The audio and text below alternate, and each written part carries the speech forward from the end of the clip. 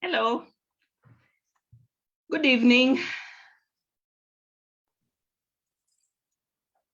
Hi. Karibuni sana to today's session.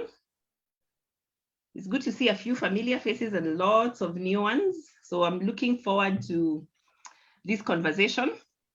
So as you come in, I'd like to introduce my co-hosts, if I may call them that. They're good friends of mine. And I'll start with Mwix, and I think introduce yourself. You'll do yourself better justice than I will. Go ahead. Oh, really?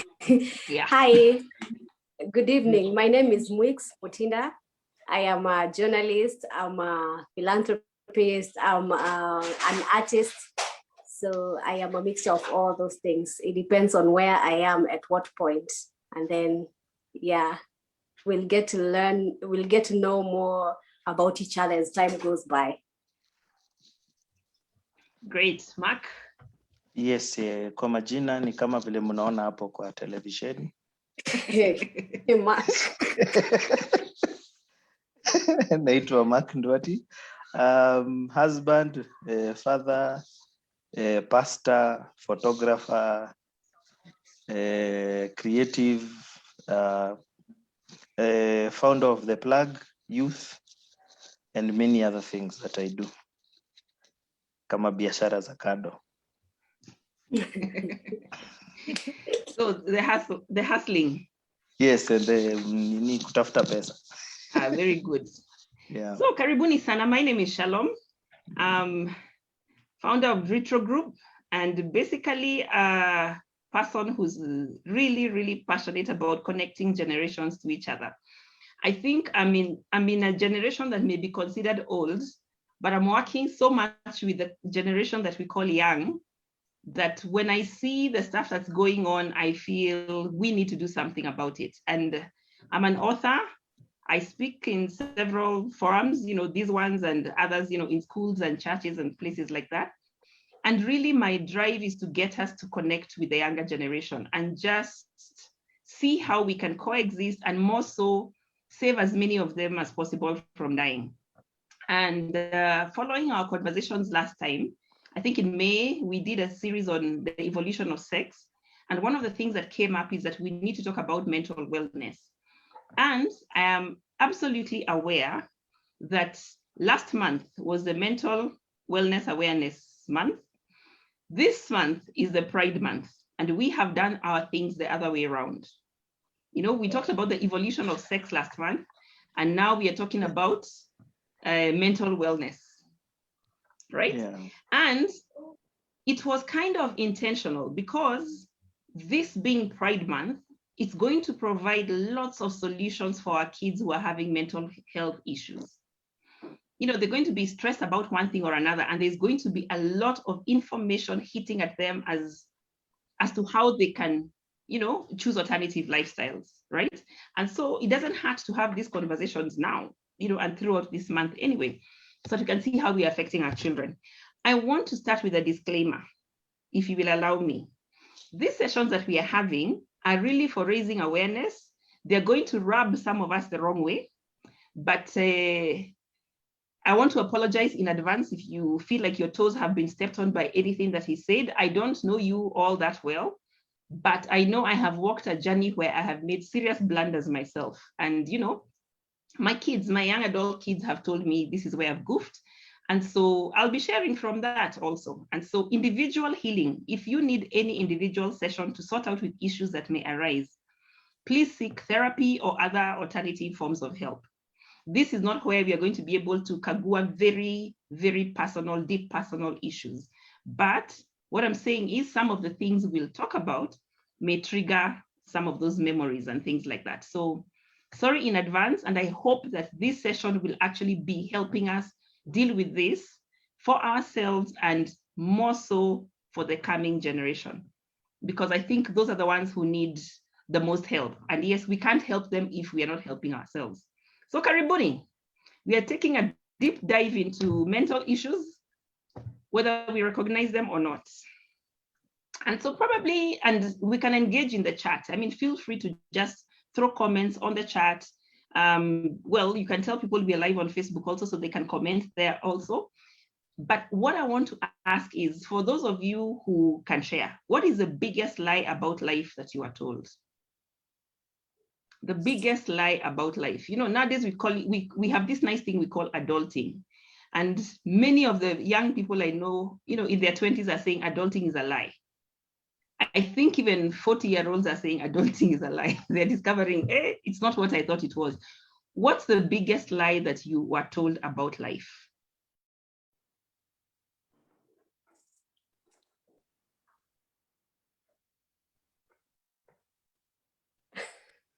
Week, stop censoring. Hey. Oh, somebody okay. says I should work hard in school to enjoy my life later. Now, did you work hard and are you enjoying your life? Or maybe not, because I said what's the biggest lie? Yeah, so you're saying it's a lie. Okay.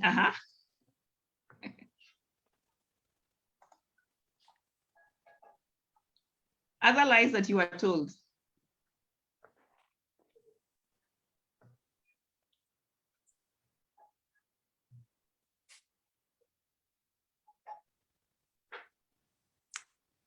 There are so many lies, but the biggest one. The lies are so many, but the biggest one is that life is really serious.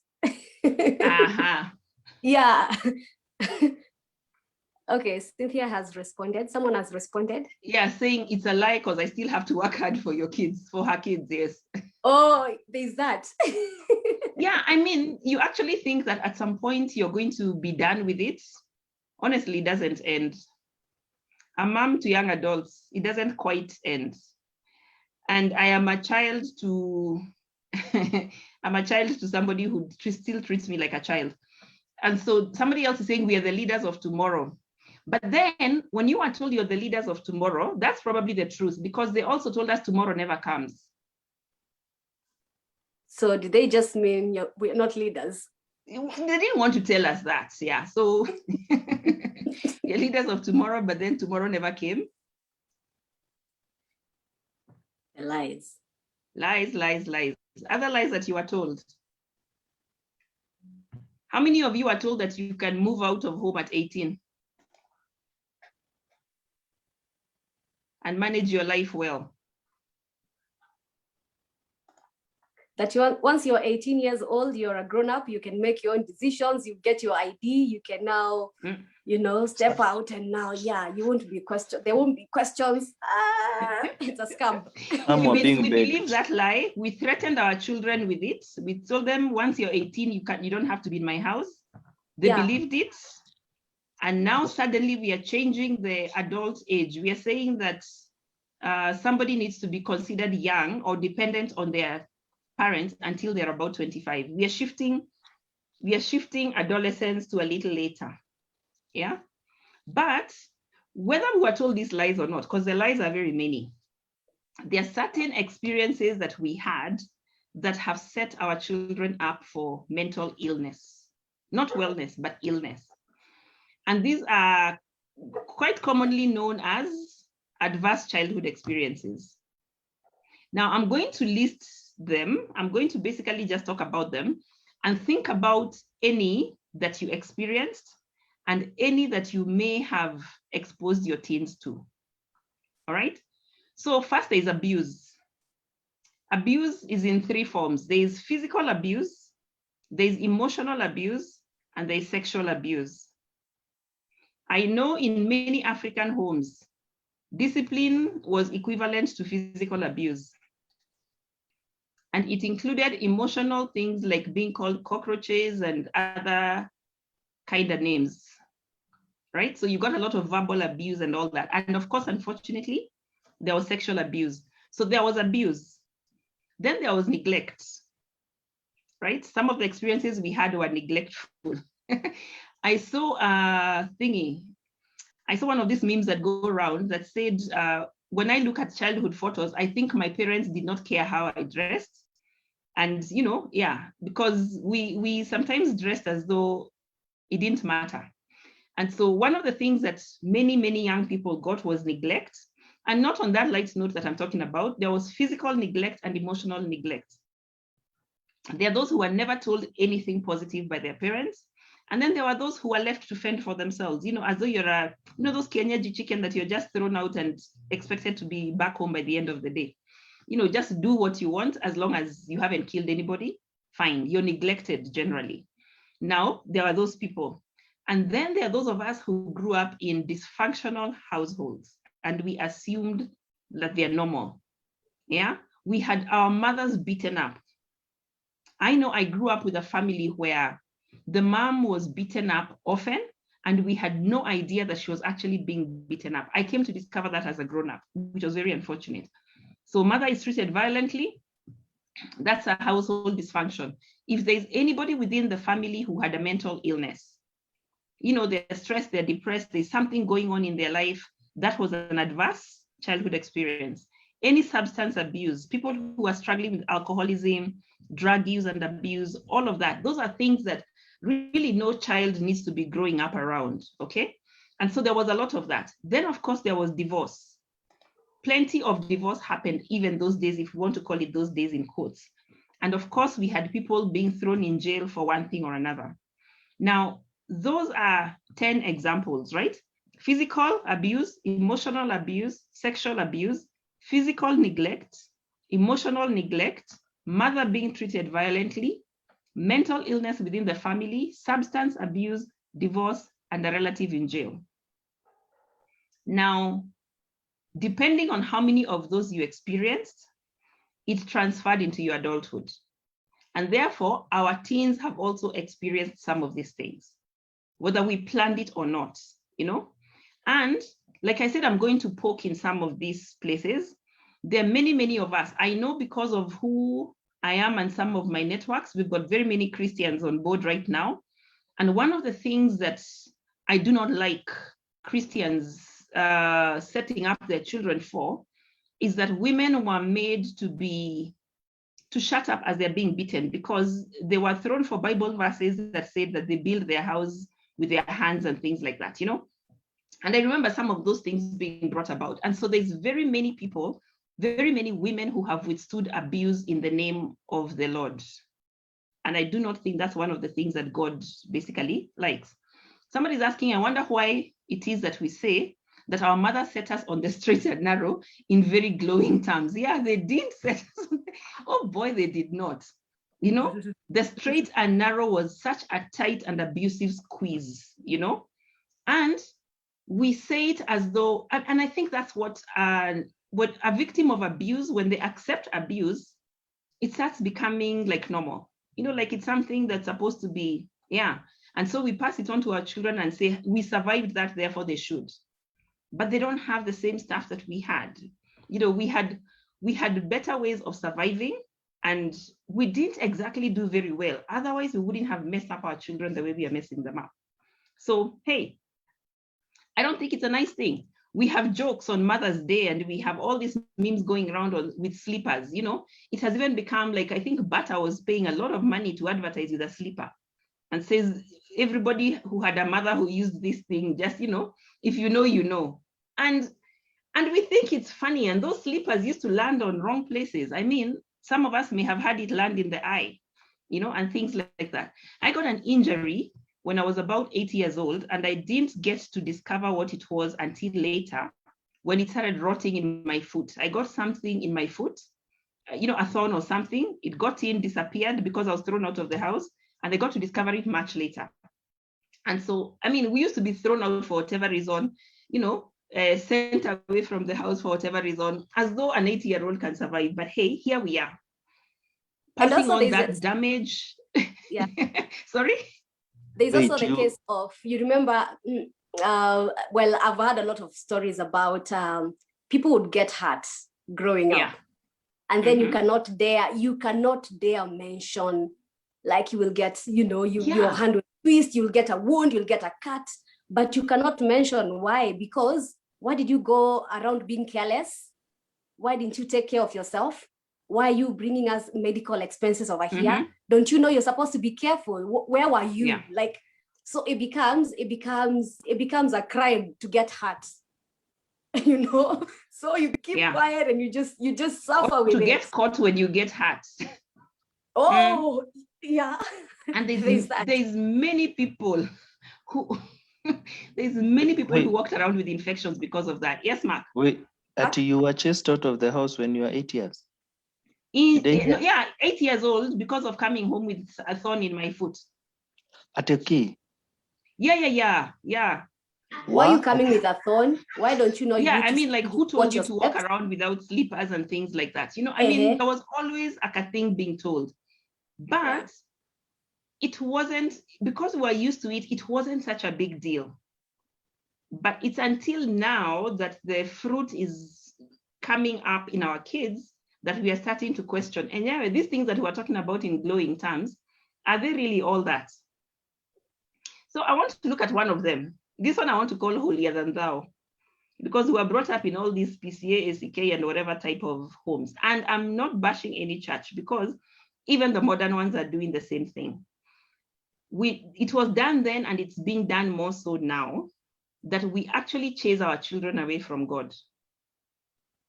Now, what do I mean by that? We are bringing them up in church very well. They attend Sunday school. And I think Mark Mwicks know a certain stage reaches and nobody, what is it called? Nobody wants to go to church after that, right? And why don't they want to go to church? Because it has become such a forced place to be that they don't have relationship. It's almost like a punishment zone, if I may call it that. And one of the things that I'm seeing happening is that when people are unwell, when you yourself as a parent is struggling with something mentally, you're stressed, you're depressed, you have high anxiety, all of that is going on, you start assuming that it's a demonic attack. What I'm trying to say is not every life struggle is a demonic attack. Sometimes, yeah, crap happens, you know, and life becomes tough. So instead of thinking, you know, when you're going down and you're sinking and you're getting into this black hole yourself, don't keep saying that it's oppression of the devil, because your kids won't understand that language, right? And that's not always what it is. Seek help and also teach your children to admit that they're struggling. Many of us want our children to come to us with their mental health issues, and we have done everything we can to stop them from sharing when they struggle. You know, when they're bullied in school, they come and you tell them, ignore them. That's not a big deal. They are the other cheek. Yeah, turn the other cheek, you know? They're being bullied. It's not a healthy thing. Teach them to deal with the bullying. If I can make a public confession, I was also a bully, but I got to discover later why I ended up being a bully. But that's a story for offline. That's something I'm going to get into detail right now. But I totally understand. Probably that's why I manage very well with kids, is that I understand bullies. I understand where they're coming from, and I understand what it is to be bullied, because I got both sides of the coin. So there are those who actually teach our children not to admit that they're struggling. Then there's the other risk of praying everything out. I promise you, I believe in prayer. Anybody who knows me knows that I pray about everything. But sometimes we run the risk of praying everything, including the relationship with our kids, out. You know, you're praying out the demons, you're praying out the temptation, you're praying out bad friends, you're praying out until you pray out your child. You need to basically allow your children to have a Christian village around them that shows them what Christianity is all about. And I'm saying this knowing very well that even I failed in that front. I didn't manage to do that for all my kids, you know? It's something that I have learned along the way. You can't pray everything out of your children's lives. Sometimes you need to give them somebody who knows how to pray and who's going to model what praying is all about. So Mwicks, what has been your experience with that? So here's a story. The point that was burning me all along when you were talking was we have taken religion to be the shortcut to everything that we are going through. Like it solves all the problems. Yes, and I've been guilty of that enough times. So something happens, it's something I know I need to do something about. I know that I'm the only one who can get myself out of this situation. I know I can. But then I'm like, hey, God, I'm counting on you. God, I know you have my back. I mean, at what point? And not just me, it's something I've even seen around. Like, for example, I would come and say, hey, Shalom, things are really tough. I'm going through a lot. I have this and this that is pending. I actually need a meal for today. And then Shalom just goes like, we're praying with you. You're in my prayers. You are in my prayers. And I'm thinking, really, see, food. I just need food right now. So you just give me food. A meal for today. And I send you that emoji. Praying with you. Yeah. Praying with you. Take it to the Lord in prayer. And we end up Take it to the Lord in prayer. Sorry? Yeah, continue. Yeah, we take it to the Lord in prayer. And I feel when we do that, we run away from situations that we can take care of. Because when you talk about God will take care of that. I mean, God will not just come down and bring manna. That manna is bringing to me. I'm the one who is bringing that manna to you, So when you take it to the Lord in prayer, what time are you going to be used when you want to be used and be the one who is giving that manna? And even when he provides the manna, you have to go out and fetch it. That's it. Yeah. So really, we also have a part to play. It's not just praying things out. But now the other thing that has happened, so that's the holier than thou angle when it comes to contributing to our young people's, what is it called? Mental illness. The other part is the Joneses and the whoever's next door, careers, homes, and schools. Let me just bundle those together. Yeah. The careers we chase, the homes that we are living in, the schools our kids are going to. And of course, we need the right car to drive to those places. That thing is resulting in debt and disconnection that I can't even believe. So what I want to do is actually share some examples from stories that kids have told me, if I may. First and foremost, what happens is, how do I put this?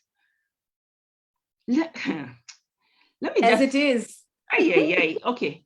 Let me just put this really as it is. In my experience, there are people who hire cars to maintain a certain image. All right. And so they're hiring this car to drive to church so that people can think that they are a certain way. Okay. Now, what happens is that because you can't afford to have that car every Sunday, you end up going to church 2 out of 4 Sundays, right? And so when the kids come to people like us and we're talking to them and we're asking, why didn't you come to church last Sunday? A 5-year-old, a 6-year-old will innocently say, because daddy didn't get his car. And you're wondering, what do you mean daddy didn't get his car? And those are some of the ways we discovered that we have people who are faking it all the way to service on Sunday. But here's the other thing. To manage this sort of lifestyle, you need to have a certain career. That's why I'm putting careers, homes, and schools together, plus the car to drive. What ends up happening is the father or mother has to work to manage that lifestyle, right? And then when your teenager starts having problems, you see, when they're young, they're enjoying all the gifts that you're buying them. But when your teenager gets to the point where they'd rather have you around and they start failing in school, they start making wrong life decisions, what do most parents tell them? After all I've done for you, after all I've sacrificed for you. I don't know how many times I get to hear that, unfortunately, where the parent thinks that a kid should not have mental issues because they themselves have sacrificed. Yeah. And you see, you are sacrificing. What were you sacrificing? Without knowing, you are throwing in the baby into that whole story. So this thing of forfeiting your parental role and going away from home because of chasing a career and a certain lifestyle, and then you come back and say, after all I've done for you or sacrificed for you, I've got many teenagers who have come and asked, who asked you to do it? When we're doing that role play thing, with kids. They ask, who asked you to do it? Did I say that I wanted to move away from such and such a place? Did I say that I wanted all that? Then, of course, this thing also takes us to the point of the father becoming Father Christmas. Because then he has to compensate. He's away, he's absent, he needs to come looking good, he's missing prize giving days. And well, this is happening to moms too. I'm just not attacking dads, yeah? So this is happening right across the board. So to compensate for our absence, we buy gifts.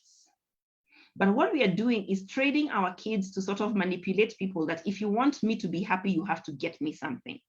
And we are teaching them without thinking too much about it, So we have those people who say, I'm so sorry I missed your prize giving day, but look what I brought for you. As though, yeah, your prize giving day doesn't matter because, hey, here is how I'm saying sorry. And then you wonder why your daughter will accept abuse from somebody who's buying her jewelry. It's because she can be treated like crap and be bought for something. I'm so sorry I hit you, but look what I bought for you. That's where it's starting from. We are training them to accept certain behaviors earlier on before they even know what it is, before they can even call it a mental problem. Then we have, for those of you who got the flyer, many people asked me, what do I mean dress and depress? We have moms who have become fashionistas because they have to keep up with the Joneses. Remember, image is everything. And so one of the things that I'm seeing many, many moms do is try to prove that they're still with it. And there's no problem with being with it, But in the process of being this funky fashionista, our kids enjoy it. When they're much, much younger, they enjoy it. But this is what's happening when we get to the teen age.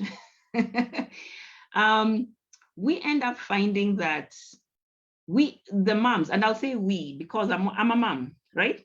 We end up being competition for our daughters. So you're so nicely dressed up. Your daughter is dressing up. We are wearing clothes that are almost equivalent to teenagehood. So you're compared. Mark is looking shocked. Yeah, the moms are being compared for their daughters.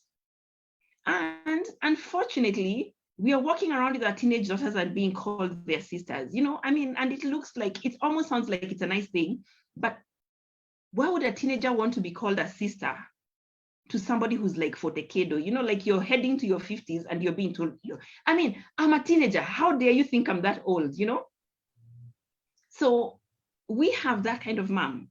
But here is I think the worst side. I don't know whether I could call it a worst side. We have boys who are getting off on images of their friends' mothers, right? So somebody's mom is so hot that his friends think. Wait. Okay, should I keep quiet? Okay, I'm sorry. No. Nimepata mshtuko wa moyo. Okay, Let me speak for the audience. Going down. Enda polepole. Tafadhali enda pole. Ateki. We. But that's what's happening. Goja. Sisi ni Wakenya. Tupeleke hivyo haraka. Okay, ask the question. Now, wait. I pressed pause. We need time to breathe and process for these things. Because even me, you're shocking me. Like, honestly. We just want to breathe and say, tunasikia. Tunasikiza. For them that have just joined, hatukwangi hivi kila siku, lakini leo ni komodo. Yeah. Yeah. Now you can continue. I just wanted for us to have a breather. And we breathe in, breathe out. You can ask your questions in secret somewhere.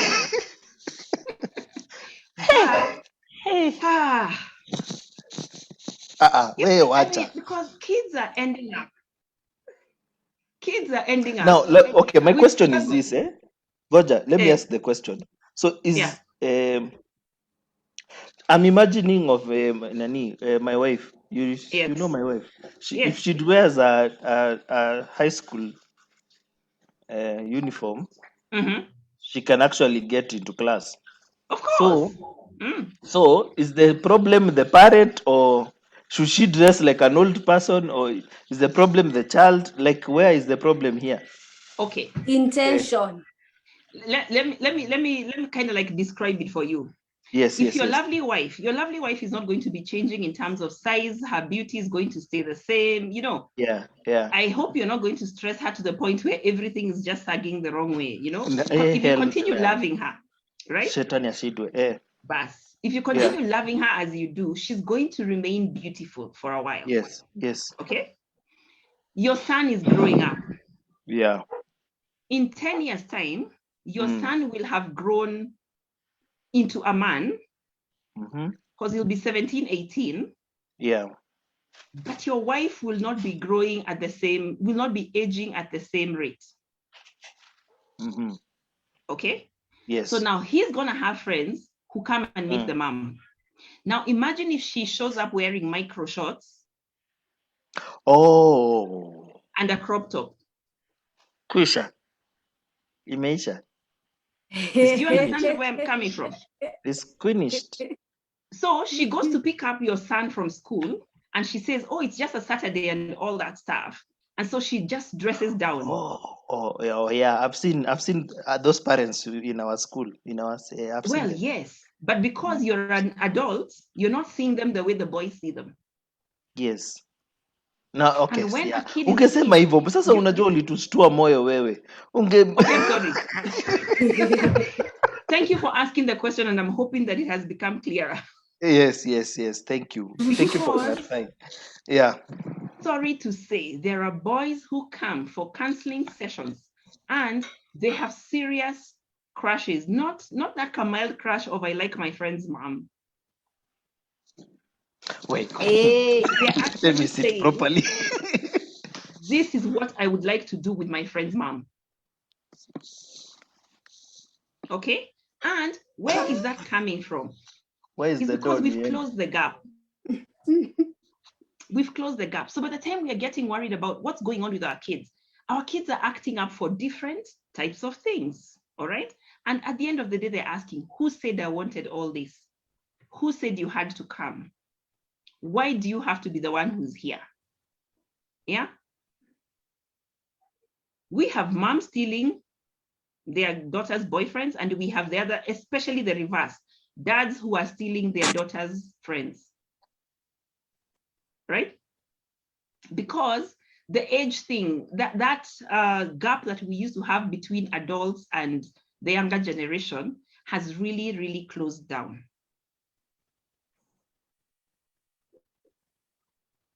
And our teens, because of GMOs, they're also growing up faster. They're maturing faster.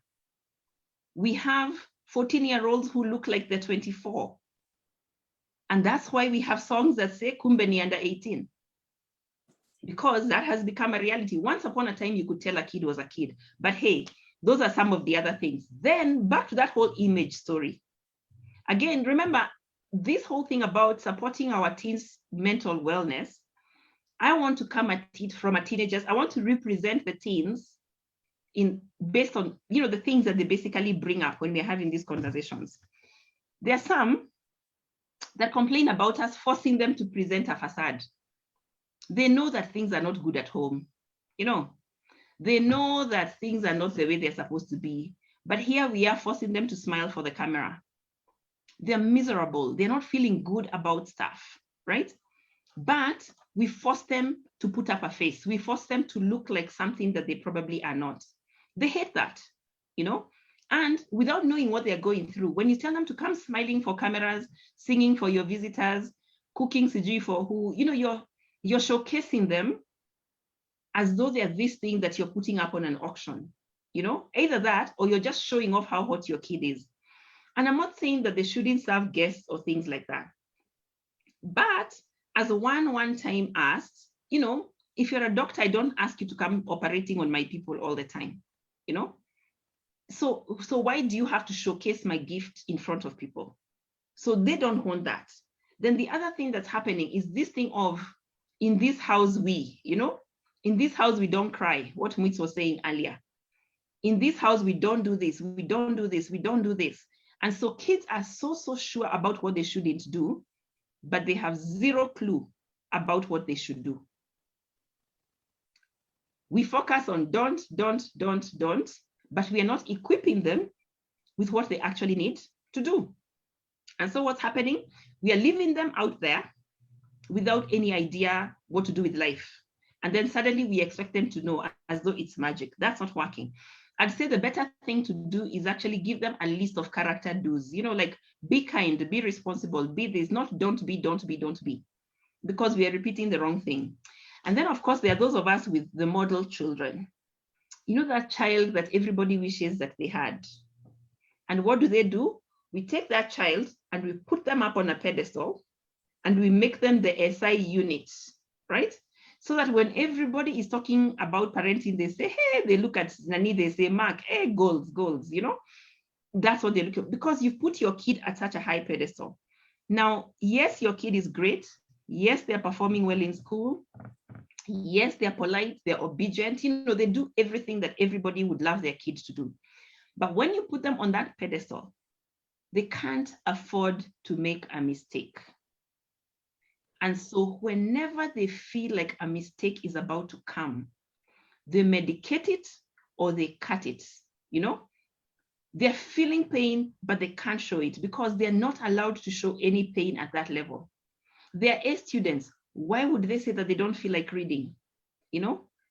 They're sportsmen. Why would they say that they don't want to go practice?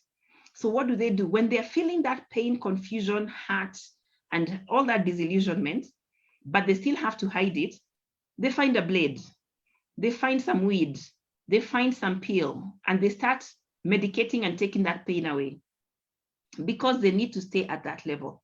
But guess what? At some point, they fall off and they crash.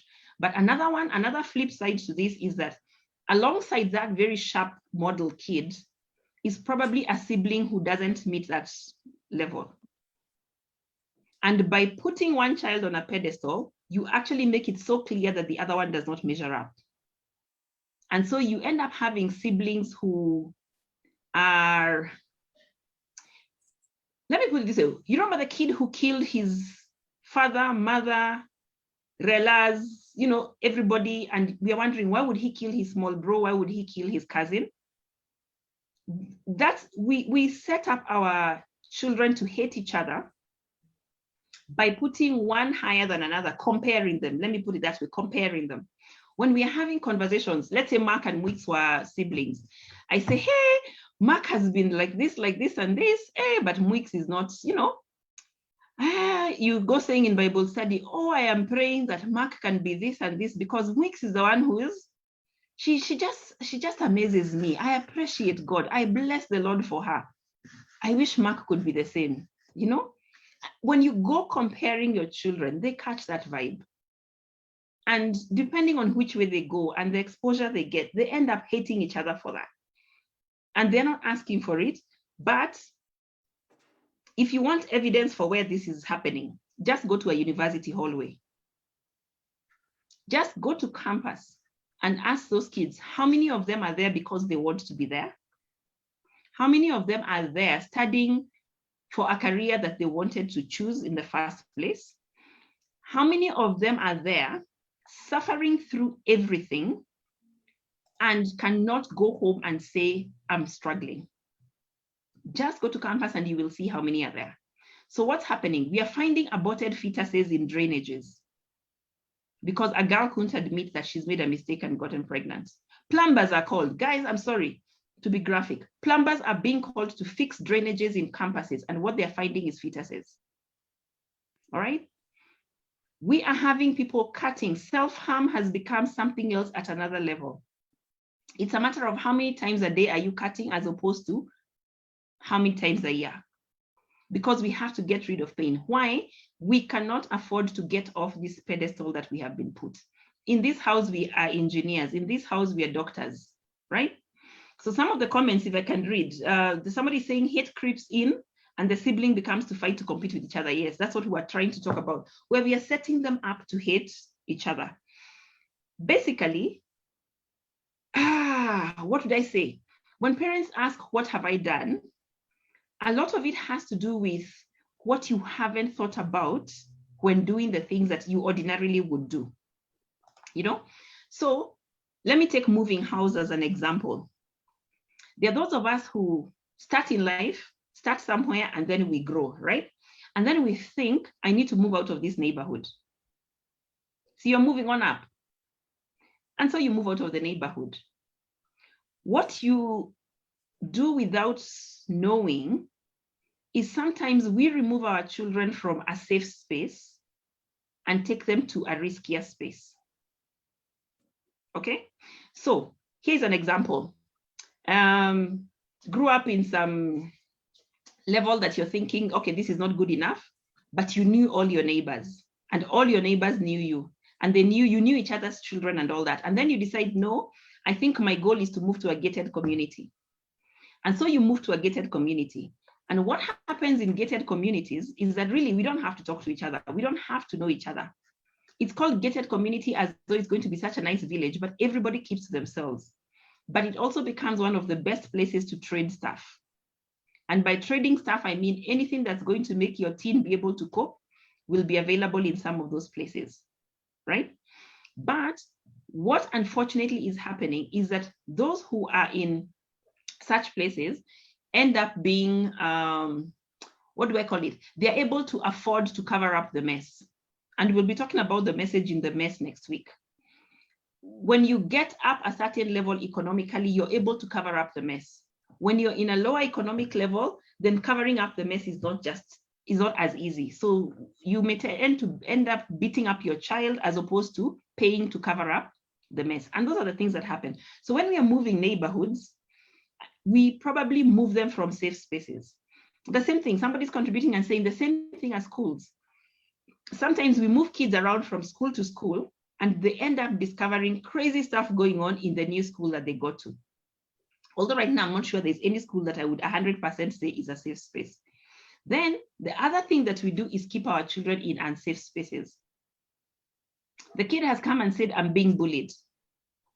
But because you like the school, you like the name of the school and you like everything that's going on there, or maybe even worse for some of us, is that we were there. So you think that your child should go to the school that you went to, you know?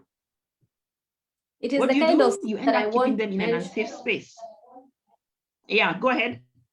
Sorry, I'm saying it is the kind of school that I will be comfortable as a parent to tell my fellow parents that my daughter or my son is in this school. So, I mean, you child, I am paying school fees, I am catering for all these things, I am paying bills. What is your problem? You just have one thing. Like what more do you want? Go to the school. What else do you, why are you being ungrateful? Yeah. What is wrong with you? I thought I was your mother. Who is your mother now? And yet that place is unsafe. It's not the kind of place that your kid should be at. Yeah. And just because, again, siblings are different. Just because a kid did well in that school does not mean that the next one will. The same thing with boarding and day school. Just because one did well in day school does not mean the other one will. Just because one did well in boarding school does not mean the other one will. This thing we have to manage child by child, if I may call it that. Then many times, our own, what do I call it? Our own sort of wanderlust makes us keep moving. So where we have opportunities to grow roots, you know, to stay in a place long enough for your child to form relationships that are going to help them when they're older, we keep moving. So we become that rolling stone, you know, that rolling stone that will gather no moss. And therefore your child has no idea where to make friends, where to get friends, because before they can learn to trust somebody, they have moved again. Before they learn how to trust, they have moved again. You know, so those transitions, I keep saying when adults are transitioning, they're doing two things. They're running away from their demons or they're chasing their dreams, right? So you're running away from something that's haunting you or you're chasing your dream. But here's the thing. Your teenager has no idea what your demons are or what your dreams are. And even if you tell them, they don't care. They're not theirs. They didn't ask for them. They didn't ask for you to, you know, for you to dream what you're dreaming. They didn't ask for you to be haunted by whatever is haunting you. Back again to those adverse childhood experiences. But now what does this sort of look like? We end up keeping secrets about things. we are back again to appearances. We are putting up appearances and pretending that our marriages are made in heaven. Okay. Talking of pretense. Okay. And this is one thing that I keep on. Sometimes I just look at parents around and I'm like, what do you guys expect? Where do you expect these miracles to come from? Because here's the thing, out of all these things that we're talking about, you know, struggling so hard to get car hires to impress, dressing to depress, you know, taking kids to these schools, tolerating these relatives that you really do not like, you talk so bad about them, and then when they come in, you're forcing your children to smile at auntie so and so and uncle so and so. Oh gosh, and God forbid share their bed. Yeah. Okay. Oh man. No yeah, let's way. not go there. Okay. Yeah. But then I you want to have this talk as a parent, you You're want to a sit down with victim. your child. Oh no, sorry. Have you healed? Okay, we'll come back to you. So you want to come back to your child and tell them, look here, I need you to be real. You cannot pretend. You need to be real in this life. You need to be real. You need to be, and you're giving them that talk and they're looking at what you're doing and you think they don't see what you're doing. Yeah. You see, they cannot see. They're copying what you're doing. So let's pretend. So as a child, what do? See, I'm just looking at what you're doing and I'm perfecting the craft. You want me to be a nice child? I'm going to be a nice child. Nice. Oh, yes, mom. Yeah. Thank you, mom. Okay, sorry, mom. Yes, mom. I move where? This. Okay, this way, mom. Cool.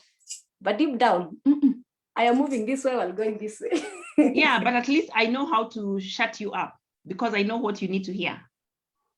Yeah. So, and that's the other thing. You know what you're saying, that our kids are pangaing us. Our kids know exactly how we are going to respond, the things that we like, the things we don't like, you know, and so they will arrange us nicely, you know, so that we can go on doing that dream that you think, you know, this perfect child that you think you have. It's okay, continue thinking your child is perfect. Meanwhile, while you're busy saying thank you to God, I will be doing this because I have kept you off my side. That's one of the things that's happening.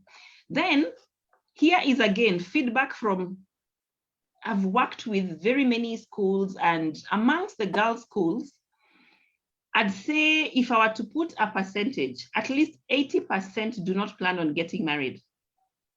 80% of high schoolers who are about, you know, in Form 3 or, you know, just towards the end of high school, do not see marriage as part of their future. They see babies. Many of them will see babies, but they're not seeing marriage. Why? A few questions I have been asked by some of them. Show me men. Show me boys who can actually be something. Right? Whoa. They're not finding them. Why? We have shouted so much about deadbeat dads and those loser type of people that our kids think that that's the only label out there. Then again, oh yeah, and imagine I am one of those moms. We cover up a lot. We carry the weight. You know, I know that we were brought up thinking that the woman is the one who builds the home. But what this generation of women has done is that we have carried the weight of the household so much, we have made the man irrelevant, right? And so our kids are ending up seeing many strong women and they're not seeing the men. So even when there's a man behind the woman, you know, who's supporting that strong woman thing, or of course, as in very many cases, where the woman is actually doing this on her own, we are actually showing our kids that, hey, you know what? Yeah, women can do it, men can't, right? And what's happening is when they naturally now get attracted to this other person and they think that they want to have a relationship with them, they have no skills to choose the right person. That guy was probably not even brought up well anyway, because they were not guided. And so they start having their own demons. Remember I told you that when you're transitioning, you're chasing demons or your dreams. You're running away from demons or chasing your dreams. Now the kids start developing their own problems. And at the time when they're getting boyfriends and getting crushes, you know, around Nowadays, it's starting earlier. I think girls are getting crushes and boys are getting crushes on each other at about age 7. But let me just go back to the nice age of 13, 14. At that time, they still do not have skills to relate with the opposite gender, right? And so they're getting into this world without knowing what to do with this life, without knowing what to do with these feelings. And so they end up getting their own problems. And guess what? One of the transitions that must happen in teenagehood is the kid will want to be independent and the parent will want to let go of the kid. That one is natural. So any parent here present who feels like, I need to let go of my teenager, they need to grow up and be their own person, that is a natural thing, okay? But here is a thing that needs to happen intentionally: anchoring, okay?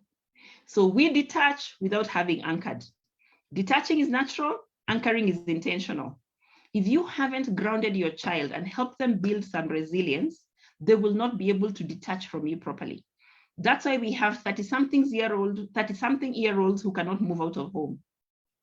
Not because being home is a strategic decision, when they're planning or investing in something, but because they don't know how to live away from home.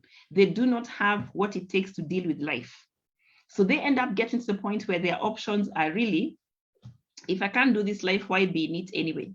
And so suicide rates, and this is a simplistic explanation, but we have lots of people committing suicide because they can't deal with life. And then those of us who have dealt with life and built resilience, we don't teach them how to build resilience. Then we start asking, gosh, they're killing themselves only over that. It's not only over that. Nobody taught them to deal with it. Nobody taught them how to do it. And so before you detach from your teenager, please anchor them somewhere. Anchor them in relationships that will help them survive. Anchor them in Christ, for those who are Christians. Anchor them in some belief higher than themselves. Anchor them somewhere that when they struggle, they will know, no matter what, I can weather this storm. Now, somebody asked on Facebook, how do we help parents to stop favoritism and to see each child's strength? Basically, it's about, what do they call it? We call it dating them, but it's about having individual relationships with your children. When you see strength in one and compare the other, you don't end up seeing the strength in this other one. So the idea is to actually treat each child as an individual, affirm them, not necessarily unnecessary praise, affirm them. If your kid loves performing on stage and they don't have a voice, at 3 years, it's sweet, you can cheer them on all you want. At 7 years, you need to start suggesting alternatives of being on that stage without necessarily being a singer. Because by the time they get to 9, the world will be brutal, will be kicking off the kids from the stage. The kid will be wondering, why do they hate my voice? And truth is, you as the parent never actually told this kid that their voice wasn't all that, right? So even as we are focusing on their individual strengths, be honest with them about their individual weaknesses and help them direct their life to a certain space. Because when they are 17, 18, if they have believed that lie that you told them, that they're all that, then the world tells them, hey, you're nothing. They crush harder. That's back again to the pedestal. Is that pick each child and deal with them with what they have. If somebody wants to be on stage, and Mwix will be getting us into that, I think, the next 2 sessions from now, Mwix will really be talking about the glamour, the glamour and the stress behind the camera or in front of the camera, both sides of the thing. She'll be giving us that in detail. But there's so many other things that a kid can do on stage besides the singing. So when we are saying explore their strengths with them, it's not telling them you can never do this. It's telling them, how about trying out this other thing? How about trying out this other way? And that's how you basically, get your child focused on their individual strength. Not everybody has to be like that. They call Moipai sisters, where everybody was singing at the same time. The triplets and their big sister were all singers. We are not all going to bring up such families. right? However much we may want it. And I'm speaking from the point of a kid who used to be made to sing. I hate singing. I don't have a musical ear, nothing, but I was forced to sing in front of crowds as I was growing up. Yeah. I don't know how that messed me up, but anyway, the only other thing I've sung after that is lullabies because my children had no choice. The minute they had a choice, I stopped singing, you know? So admit that you have certain weaknesses and so do your kids, certain strengths and so do your kids, right? So Mix, you are going to say something? So it was just basically about, when you're talking about that, I'm just thinking about the way the competition mentality is so much, especially when it comes to raising kids. Like, you just want to, the competition is so stiff. You're just looking around and you're like, what is Shalom's daughter doing? Shalom's daughter is playing drums. Now, my daughter must play the saxophone.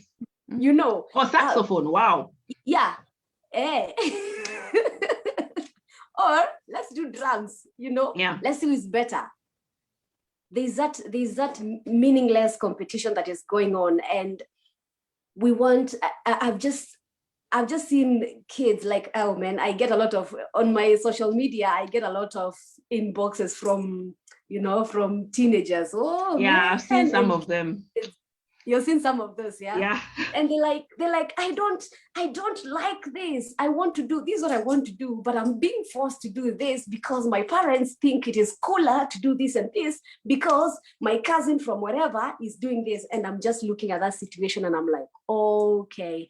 So now your parents just want you to do this so that you can compete with your cousin. Really? Like, for what for? Yeah. Yeah, like, but then you see, yeah, the other thing that's going down, yeah, is Teacher, Mark, what's up? Yeah, I want to kind of like make it make sense in terms of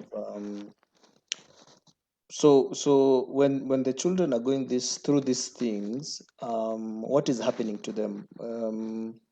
What are the struggles that are now surfacing? Because for example, you're talking about comparison, and you're being compared to, and then on the other side there's healthy competition, but there's also competition that makes you feel lesser than.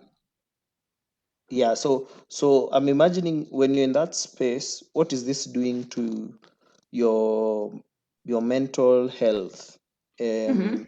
What is beginning to develop within you, that now is a seed to now a mental, like depression issue, or anxiety or panic attacks. For example, there's a kid I talked to this week who's in campus, and I told them, you need, your parents need you to be perfect. You need to be presented well and perfect, and you shouldn't be having issues. You shouldn't be saying that you are drinking or you are doing anything. In fact, unafaa kuwa kwa CU ukiwa shule. And their direct response was, that's why we have anxiety and panic attacks. Yeah. So what I'm trying to illustrate is, as you're raising the issues of this is what the parents are, we do as parents, this is what now is happening to the child as they are growing up. Yeah. They are losing their self-worth when they are small, they are very young. They are losing their self-value. They are losing their efficacy, their belief in their ability to do something. Yes, their confidence. Yeah. That boldness you have when maybe you've been set for a goal to achieve it. Some of us are bullied into achieving it. So you now are developing a very healthy fear of failure.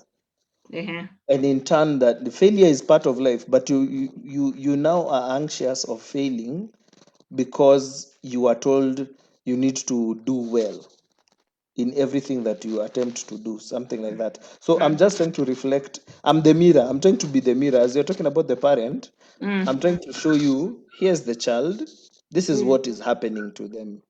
So by the time they're a young adult or they're a teenager, this is the struggle they have. Yeah. This is why they are cutting. Yeah. This is why they don't have confidence. And you think they're an introvert and they are not. It's confidence that has been battered. Yes, it has been beaten out of them. Okay. You can imagine the kind of pressure that they'll go through the minute that, for example, I'm being forced into photography and I'm being forced to compete with Mark. You know, Mark is naturally passionate about photography, and you know, he can see it from afar. He has that eye of photography. He will tell you, now take that shot, even before he frames it and all those things. And I am there being told, you need to do photography and you need to be better than Mark. Like whatever it takes. I don't care what you have to do, whether you have to study or watch YouTube, photographers on YouTube the whole night, but just be better than him. You can imagine the kind of pressure that puts the child into. When we were in high school, I remember we used to have a certain girl. I'm not mentioning names. Okay. They might be here. But maybe they're here. But we'd get our papers, we'd get our results when now we're getting, you know, after exams. And then, you know, that time when you're getting, you know, your paper for mathematics, you're getting your paper for English, and then you're trying to sum up your marks and try to see, so how is it looking like? Where am I at?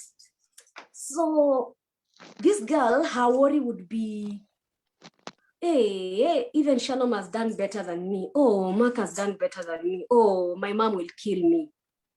Yeah. Those are the words that she kept on saying. Like every time she'd be like, oh man, hey, I have failed. My mother will kill me. And I'm thinking, why is she killing you? because let me tell you, I mean, see, these KCSEs that just ended the other day. There are many kids who were struggling to, in fact, they were hiding their index numbers from their parents because they can't afford to tell them what they actually got. Because yes, there's parents who have actually said, if you don't bring me an A, you're not coming to this house. But it's so harsh. Like, how do you even tell someone if you fail, I'll kill you? Like, what? Yeah, they're there. It's a lot. But a lot of this is coming from different things that happened as we were growing up. And that's why, I mean, today's session is really about proving a point. And the fact that a lot of the mental wellness issues we have are as a result of points that we are trying to prove, whether we know it, whether it's intentional or not, right? And some of the things that come about are secrets that we have kept over time. And the secrets that we, again, keep and hide for so long that they end up driving us without us knowing that we are being driven by those secrets. What does this look like? We parent without giving the details of the secrets that we've gotten, the secrets that we're hiding. And I don't know, the question I would ask each and every one of us is, what secret really are you going to take to the grave? You know, I know many of us have that thing that we are saying, this one, even if you kill me, it's not coming out. But some of the things, and I'll give examples, some of the things that end up happening is that you end up parenting your child based on the secret instead of based on the lesson from the secret. I'll start with who I am. We are moms, right? And so let's say I got sexually abused when I was growing up. I decide my daughter will not be sexually abused. So what do? Lock her up. But I don't call it locking up. I call it protecting. I call it guiding. I call it shielding, or whatever I might want to call it. But we end up denying our children life experiences that can build their resilience. We don't know that we are doing it because we are protecting our child. You know, the child that got molested earlier, the child in you, because you couldn't protect yourself, then you transfer that to your kid and protect them. We have guys who grew up poor, and they would grow up and look at cars being driven around and they say, I will drive such a car one day. And because they do not want to, they want that thing about poverty to be kept secret. They hide their family, they hide their past, they hide where they're coming from. They make sure they make it in life. So the thing that's motivating them to succeed is actually fear of ever going back to that dark place that they have chosen to keep a secret. Instead of telling your child, this is where I came from, this is where I am now, and this is how I worked towards it. You know, you don't have to get into all the details of what happened, but pick out the lessons, because there's so many lessons in the pain that we can use to save our teens from their own pain. There's lots of lessons. If we actually went back and embraced, you know, those things that we are talking about being set up in the straight and narrow, in those glowing terms and all, we can actually pick the lessons from all that pain, and instead of proving a point, we teach a lesson. And we help our kids manage their own wellness. Okay, we end up not realizing that there are things that are triggering us. There was a couple of years back, Ifikia Wazazi, right?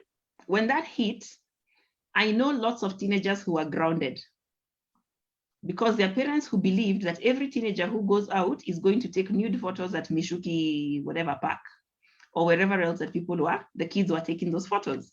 Higher. Then remember the time the 16-year-old girls were kidnapped. Let me put kidnapped in quotes. Enough parents reached out to say, this is why I don't let my daughters go anywhere. But the girls ended up not being kidnapped. They had, of course, gone their own way, right?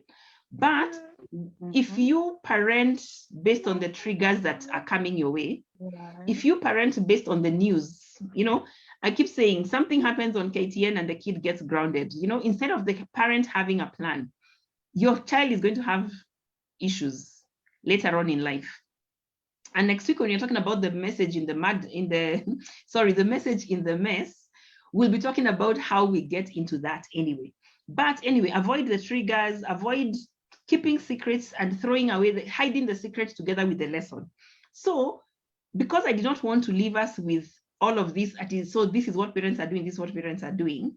So what? You know, there's that question I like asking all the time. So what? Now what? And I think guys on Facebook were asking similar questions. What do you do then? This is what I think. 100%. I believe this, by the way. Number one, out of experience. Number two, because, yeah, it works. It's that oxygen mask theory thing. Is that if you are not well, your teen will not be well. If you want to support your teen's mental health, take care of your own. You can't be an adult who does not know how to do self-care, you know, to just take time out and expect your teen to understand how it's done. Because if you don't do self-care, then you can't expect them to do self-care. You know, if you believe, and I know there are many people from a certain community who are actually told you will rest when you die, you know, sitting down and doing nothing is for lazy people. You will rest when you die. Now, you ended up growing up not having a clue what self-care looks like, what putting up your feet and doing absolutely nothing looks like, what taking off and having some fun with your friends looks like. You didn't grow up knowing any of that. Then you get married to a guy who knows how to take care of himself, and you start thinking he's being mean. He knows self-care, you don't, you know? So first step that we must do is heal ourselves first. Just heal yourself first. Then model what you want to see in your teenager. We will support their mental wellness by supporting our own. Then rebuild relationships. Honestly, I'm sorry to say, but there's too many broken relationships between parents and teenagers right now. Too many broken relationships. So we need to start repairing those relationships. What repairing those relationships looks like depends on, number one, the damage done, the time that it has taken to get where you have gone. We had asked a little earlier about the adverse childhood experiences that your teen may have, you know, experienced. Have you gone through a divorce? There's a trust factor that has been affected there. There's a relationship factor that has been affected there. Were you beaten up? If you're a woman, were you beaten up by your hubby? If you're a guy, have you beaten up your wife? or the mother of your children, and has your teenager seen it, you will need to repair a relationship there. So start thinking about that relationship and rebuilding that relationship, because it's going to take time. Trust actually takes time. Then on that foundation of the relationship, once you have started building and rebuilding this relationship, address their current stressors. Please don't minimize. If, let's say, your kid comes and tells you they're being bullied, don't minimize it. There is a high chance that they could be lying to you, or there's a low chance that they could be lying to you. The first thing you do is believe them, then establish what exactly is going on. And you see, the thing is, if you're dealing with this based on a relationship that's working between you guys, they won't need to lie. They will be coming to tell you for you to support them. And that's why I'm saying, first you heal yourself, then rebuild the relationship, then address the actual stressors going on in that child's life. If they're struggling with peers, and by the way, let me tell you, it's something as simple as if your daughter has acne and you don't, they will have a problem with their self-identity. It's to help them understand, where could the oily skin have come from? How do you treat oily skin? What, help them walk through that process and understand, yes, it is their journey, but they're there to support them. It's something as small as what they look like to what they're being called. They're mocked and they're bullied for being clever. They're mocked for, a kid is liked by other kids. They're mocked, they're bullied, they're put down, they're called names. Don't minimize any of that. If they're having any sort of peer pressure, don't minimize it. If they're having exposure, guys, we have relatives who are coming and they're messing up our kids in our homes. If you see your kid refusing to talk, there was somebody who was asking earlier, how can we tell when things are not going right with our children? If you have a relationship with them, and not the one for top down, the one where you are just talking down at them, it's the way you exchange thoughts, ideas, and fears, and not necessarily you burdening them with yours. If you have a relationship with your child, they will be able to tell you this is what is actually going on. You will be able to know when they have been exposed. And even if you end up discovering a little later, you will be able to walk with them through that exposure. Now, specifically for teenagers right now, all of us, none left behind, are going to need to have a conversation this June on sexuality. That's why I'm hoping that the conversations we had last month may help. Is that this being Pride Month, we are going to need to have conversations with our children about their sexuality. And I'm sorry to say, we have to start from the point of our own sexuality. Because if you have no problem with it, then you have no reason trying to tell your kid not to do certain things, right? If you have issues with it, you have no reason to force your bias on your child, because they're getting different messaging. So what I'm trying to say is, it's not about converting your child to anything or the other, or stopping them from converting into one thing or another. I'm talking about having conversations that help them understand everything that is going on. A beautiful thing, yeah. Mm-hmm. Talking of conversations, there's just something that is burning. So, and when parents, here's the thing. You see, like back in the day, bullying just used to be the physical kind of bullying, when you're going to school, someone tells you, someone just feels like, why should I carry my bag when you can carry yours and mine? So you carry my bag, you weak one, walk where I can see you. Hey, you take this, take it there. That's the kind of bullying that maybe most of the parents have gone through and they relate more with.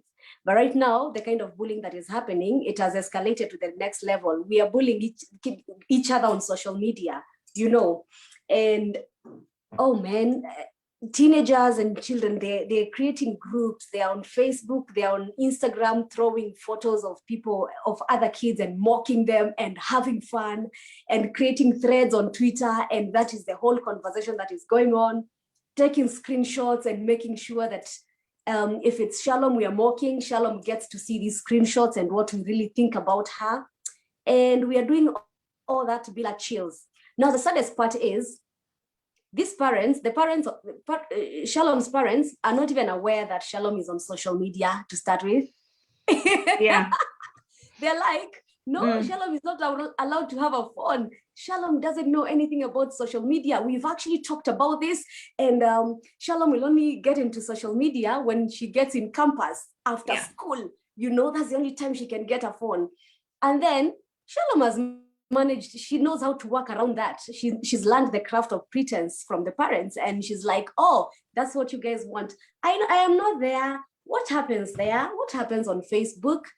Now you can imagine the situation of, or the place that where that whole situation throws Shalom into when she's being bullied on the Facebook that she said she's not in, that she said she knows nothing about. She can tell. She cannot afford to say it. Where were you doing there on Facebook?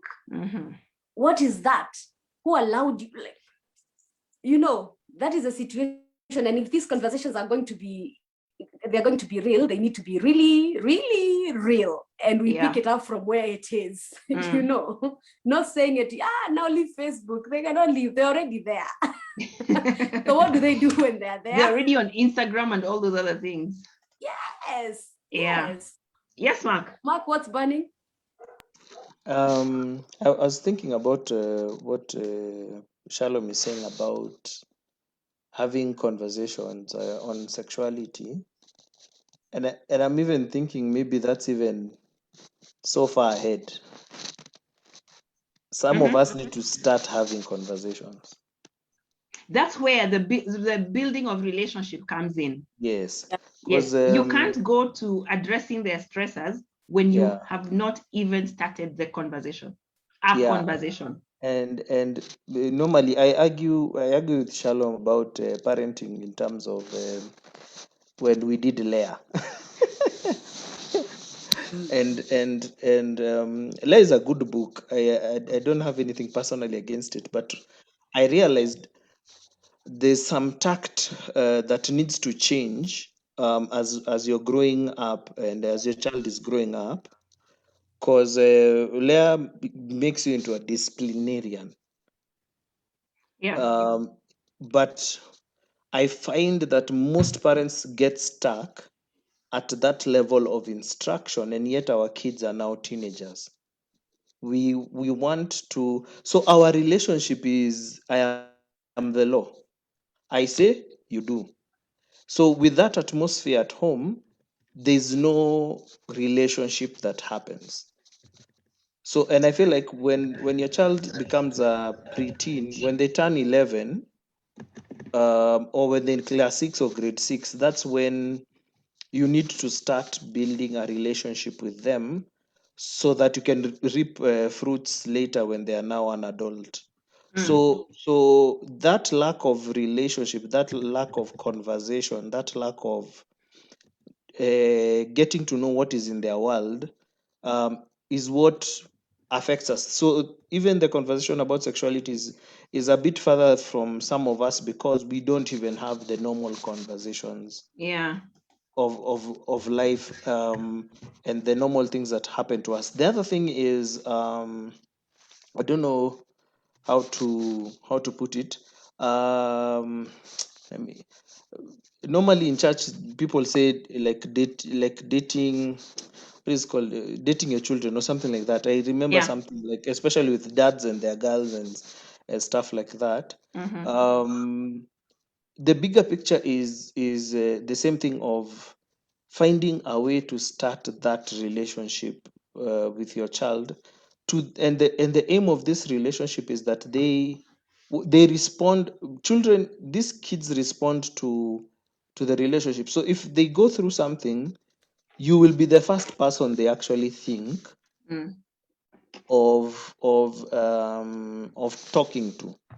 So give a case and scenario. On Friday, there's a kid who was arrested by cops, wakaenda ndani. I was the first number they thought of calling. Wow, yeah.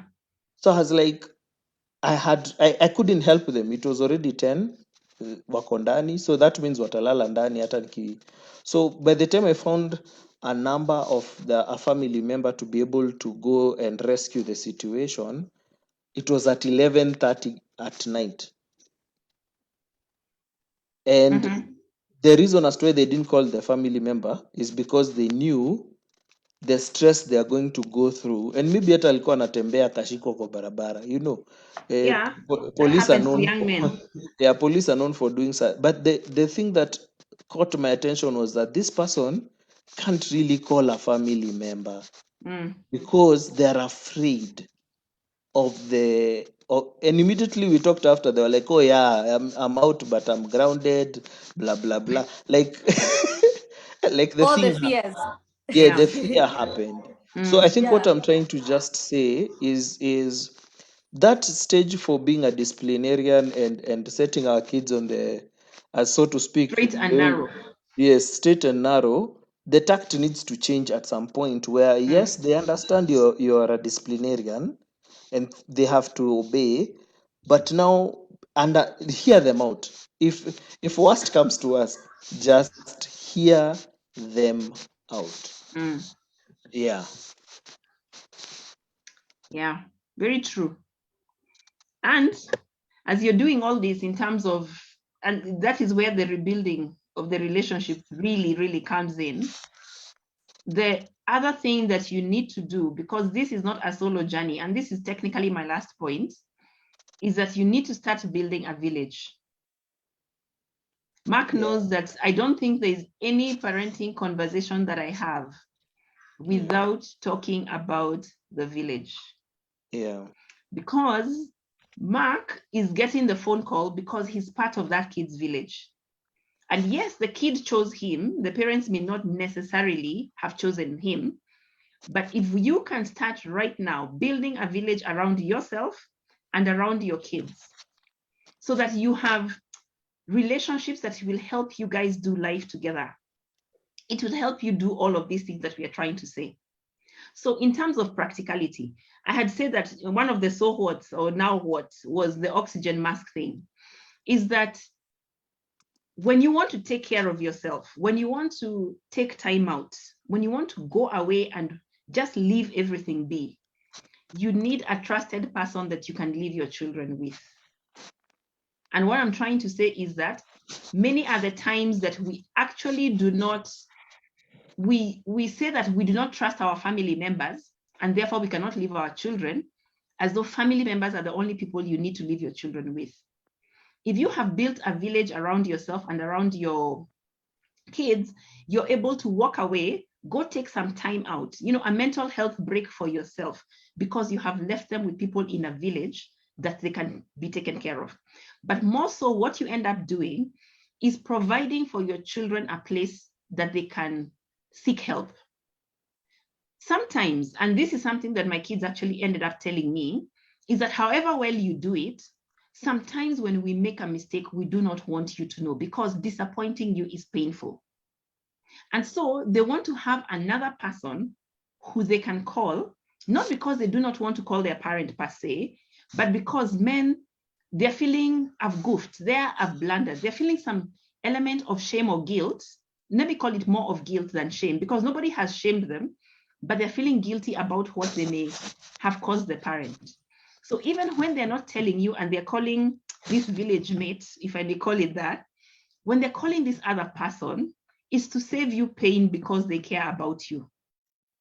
So when you build a village, what you end up doing is being intentional about the support systems you're building around yourself and your kids, so that they're not talking to other people because they're avoiding you, but they're talking to other people because they can save you the pain, right?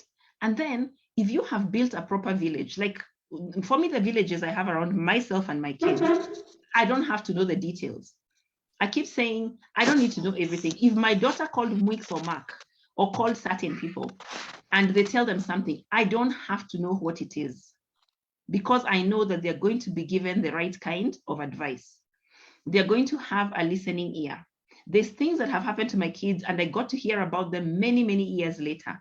But the person they told sorted them out as I would have if they had allowed me.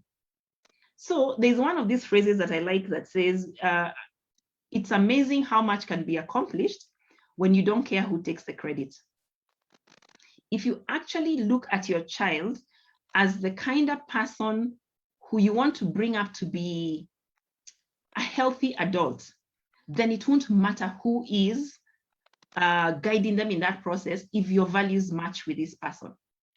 What this means is, if my daughter is dressing a certain way and I'm telling her don't, and she refuses to listen to me, and then Mark tells her don't, and she listens to Mark, I shouldn't start saying, how come she's listening to Mark and not me? I should be grateful that she has listened. I hope I'm being clear, where it doesn't matter if you have certain values and character goals for your child and you surround them with people who are going to take them in that direction. You don't have to be the custodian of all good information. You don't have to be, some of us take this parenting thing almost like a shackle, like something that has been tied around your neck and you're the only one who can do it. Your kids will learn values from other people. In business, we like talking about being the sum total of the 5 people we spend the most time with. And yet, we are not crowding our children with 5 people who are going to build their character. Do you get?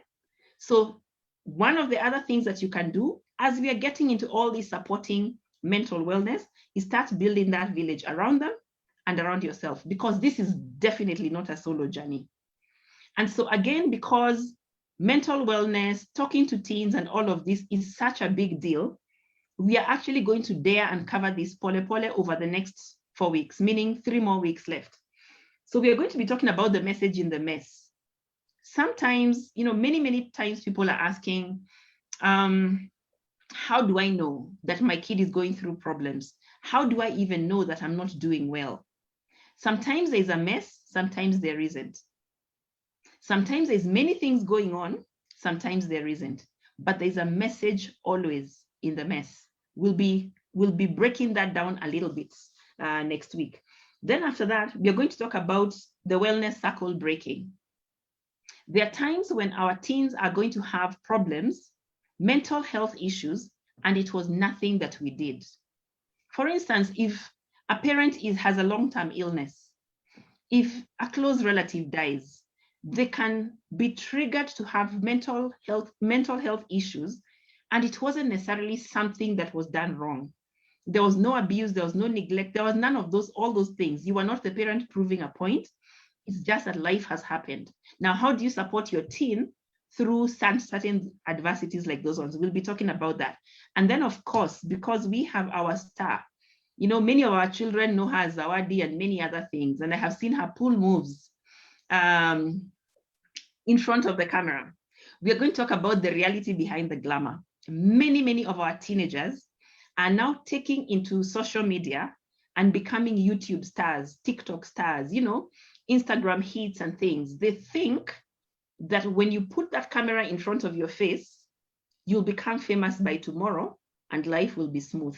Mwix will be giving us a blow-by-blow process of what goes on in the minds of teens. So by the time you're supporting your teen through some of these careers or some of these choices, I'll call them careers and choices, because like for Mwix, it's a career, but when your kid is starting a YouTube channel, that's a choice they're making and hoping it can become a career.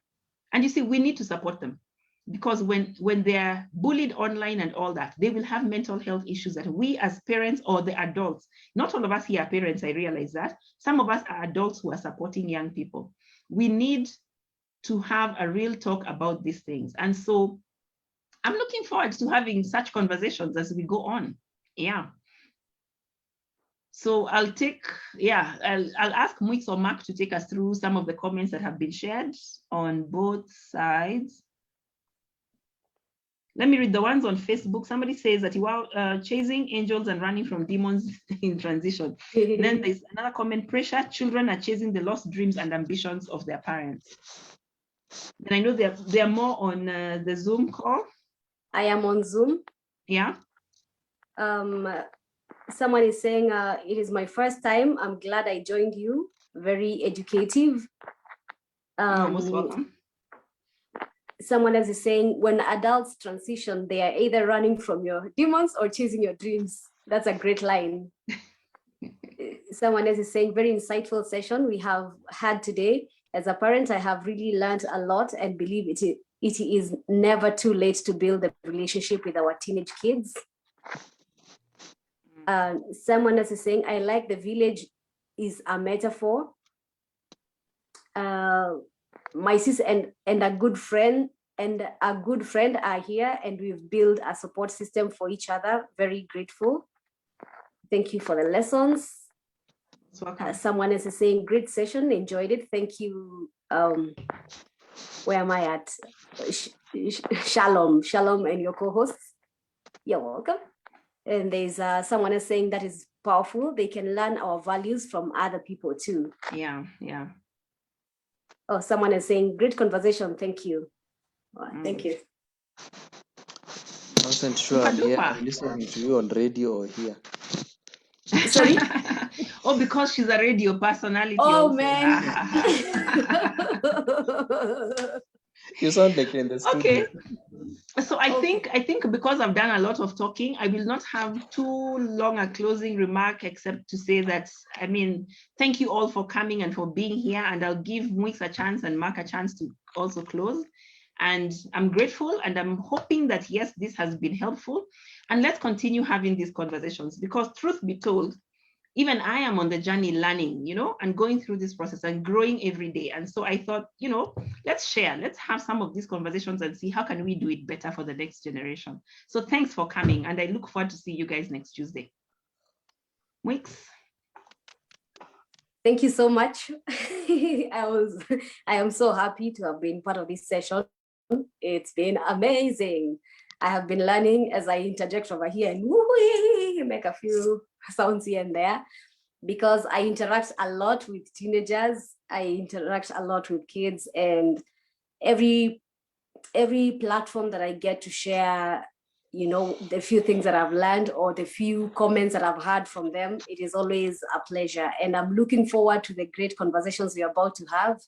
Hey, as we go by, it is getting just getting serious, as serious as life, as they lie to us.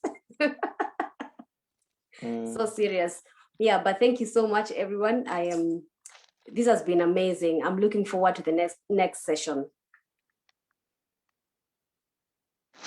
Oh yeah, thank you guys for coming through, and just taking out time from your busy schedule. I know 7:30 to 9 is where action happens in the house.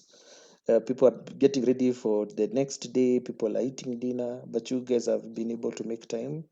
And I pray that the information that is being given out that will rescue a situation, will help a family out, and that's really why we are here. We are passionate about helping these kids not harm themselves or in any way do something that we might be saying we wish we knew. And we pray that out of these sessions that there will be a lot of hope and positivity and help. Yeah, wacha niombe. Mimi ndo nakuaga mwombezi.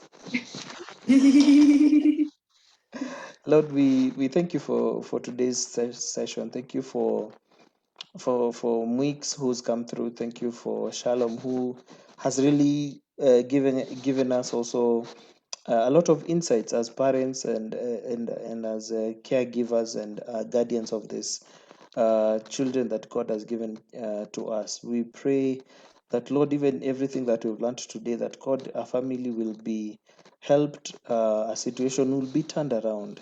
We put our trust when we put our hope in you, that that all we are doing is not in vain, that we will see a difference in the lives of our families. We ask you to go ahead of us, give us the insight to how we can relate, to how we can apply this in our personal lives and in our personal situations, so that we can see a difference from now till the next time. We thank you and we bless you. In Jesus' name we pray. Amen. Amen. So see you all. Thank you for coming and look forward to seeing you next week. Bye. Thank you. Bye. Ciao. Bye. Bye. Bye.